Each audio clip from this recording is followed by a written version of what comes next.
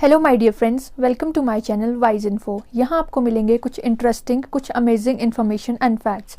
तो ऐसी ही जानकारियाँ जानने के लिए चैनल को सब्सक्राइब ज़रूर करें और नोटिफिकेशन बेल भी ज़रूर दबाएं ताकि ऐसे इन्फॉर्मेटिव वीडियोस आप सबसे पहले देख सकें। अब चलते हैं वीडियो की ओर। चंद्रमा पृथ्वी का एकमात्र प्राकृतिक उपग्रह है। यह सौरमंडल का 5वां सबसे विशाल प्राकृतिक उपग्रह है। इसका आकार क्रिकेट बॉल के जैसा है और यह खुद से नहीं चमकता बल्कि सूर्य से प्रकाशित होता है। धरती से चांद की दूरी 3,84,000 किलोमीटर है, जो कि धरती के डायमीटर से 30 गुना ज़्यादा है। आज की वीडियो में हम जानेंगे अगर चांद ना होता तो क्या होता। वीडियो को पूरा ज़रूर देखें क्योंकि वीडियो के लास्ट में आपको मिलेंगे मून से जुड़े कुछ अननोन और इंटरेस्टिंग फैक्ट्स। हमारे सौर मंडल में कम से कम 135 चांद हैं, लेकिन किसी पर जीवन का अस्तित्व नहीं है सिवाय पृथ्वी के। ऐसा क्यों है? पृथ्वी पर भी आज अगर जीवन संभव है तो सिर्फ चांद के कारण। जब पृथ्वी से थिया नाम का ग्रह टकराया तो धरती 23.5 डिग्री तक झुक गई थी और उस समय चांद ना बना होता तो ये फिर सीधी हो जाती। चांद के गुरुत्वाकर्षण के कारण ही धरती अब तक झुकी हुई है। इसी झुकाव के कारण धरती पर अलग अलग तरह के मौसम पाए जाते हैं।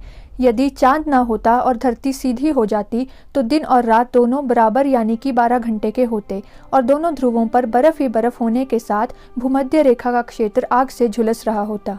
जैसे मंगल ग्रह के 2 चांद है, लेकिन उनकी गुरुत्वाकर्षण शक्ति इतनी कम है कि वहाँ कोई मौसम नहीं पाया जाता, और बुध ग्रह का कोई चांद ही नहीं है, वहाँ भी कोई मौसम नहीं पाया जाता। इतना ही नहीं, जब धरती अस्तित्व में आई तो सिर्फ 6 घंटे के दिन और रात होते थे। चांद की गुरुत्वाकर्षण शक्ति के कारण ही धरती की गति धीमी हुई, जिस वजह से हम 12 घंटे के दिन और रात देखते हैं। ये भी धरती पर जीवन की उत्पत्ति का एक कारण था।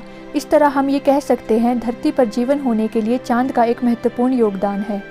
आइए अब जानते हैं मून से जुड़े कुछ इंटरेस्टिंग फैक्ट्स। फैक्ट नंबर 1, चांद अगर नहीं होता तो धरती पर ना तो चंद्र ग्रहण होता ना ही सूर्य ग्रहण, क्योंकि सूरज को ढकने के लिए चंद्रमा ही नहीं होता।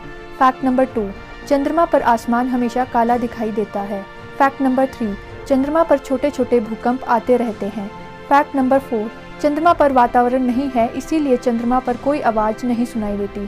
फैक्ट नंबर 5, चंद्रमा का अध्ययन करने वाले विज्ञान को सेलिनोलॉजी कहा जाता है।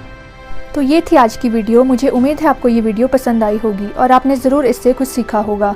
If you find this video helpful, please like it, share it and don't forget to subscribe the channel.